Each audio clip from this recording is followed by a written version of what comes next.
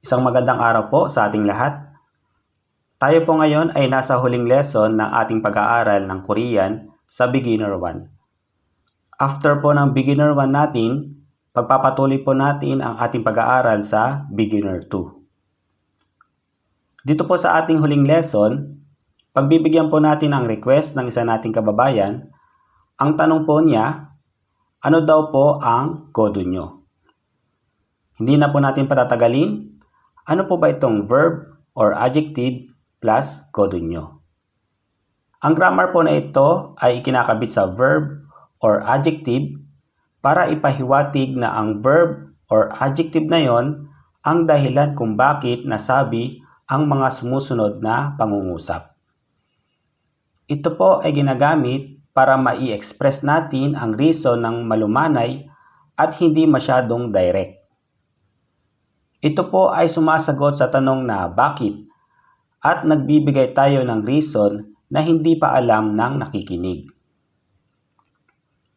Nakakalungkot pong sabihin pero wala po itong direct translation sa English o sa Tagalog.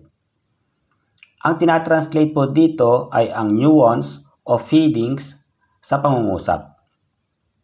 Pero for the sake ng translation ng reason, pwede po natin itong i-translate sa Tagalog na dahil.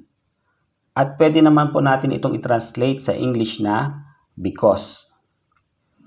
Basta tandaan lang po natin na itong mga translation na ito ay hindi direct at hindi palaging applicable sa godo nyo. Magandang halimbawa itong godo nyo sa pagtatapos natin sa Beginner 1. Dahil sa Beginner 2, marami po tayong may encounter na tulad nito. Magbigay po tayo ng mga halimbawa para mas lalo po natin itong maintindihan. Unahin po natin sa pagbibigay ng reason. Meron pong mga ilang grammar na ginagamit sa reason tulad ng a, o, yoso, unika, at gi temone. Yung unika at gi temone ay hindi pa po natin naaaral, pero ang a, o, yoso ay bahagya po nating napasadahan sa advanced conjugation. Kung maaalala niyo po, ito ay binubuo lamang ng isang pangungusap. At sa loob ng pangungusap, nandoon na din ang reason. Pero dito sa godo nyo, dalawang magkahiwalay na sentences. Meron tayong paunang sentence and then sa pangalawang sentence, doon natin ginagamit ang godo nyo para ibigay ang reason kung bakit natin sinabi ang unang sentence. Tingnan po ang mga halimbawa. 저도 모르겠어요. 저 방금 왔거든요. Hindi ko rin alam. Kararating ko lang din. 따뜻한 옷을 많이 가지고 가세요. 거긴 많이 춥거든요. Magdala ka ng maraming makakapal na damit, sobrang lamig doon. 오늘 우리가 밖에 나가야 돼요. 날씨가 아주 화창하거든요. Kailangan nating lumabas ngayon. Napaka-araw ng panahon. Pangalawa, popular po itong gamitin para i-express ang ating galit na medyo banayad. Ang mga babae ata ang madalas gumagamit nito kapag gusto nilang i-express ang reason kung bakit sila nagagalit at hindi sila maintindihan ng kanilang mga boyfriend. Huwag po natin kalimutan ang exclamation mark. Tignan po ang mga halimbawa. 필요 없거든요. Hindi ko na kailangan. 이미 늦었거든요. Huli na ang lahat. Paano naman po kapag inuna natin gamitin ang godo nyo sa pangungusap? Ito ay magbibigay ng nuance na meron ka pang gustong sabihin pagkatapos ng iyong unang pangungusap. Tignan po ang mga halimbawa. 지난주에 제주도에 갔거든요. 그런데 계속 비가 왔어요. Pumunta ako sa isla ng Jeju noong nakaraang linggo, ngunit patuloy ang ulan.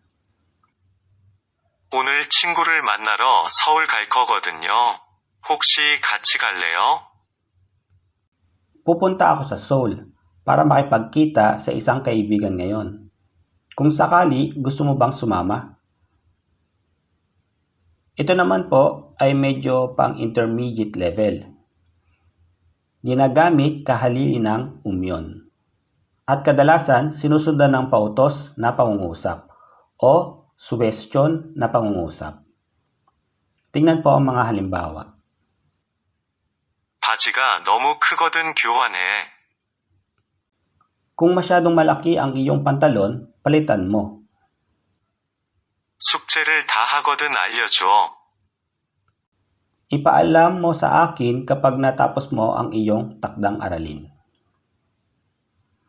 Panghuli po, popular po itong gamitin sa negative verb na anida. Kadalasan mga kabataan ang gumagamit ito para ipakita ang kanilang hindi pagsang-ayon sa isang bagay. Tingnan po ang mga halimbawa.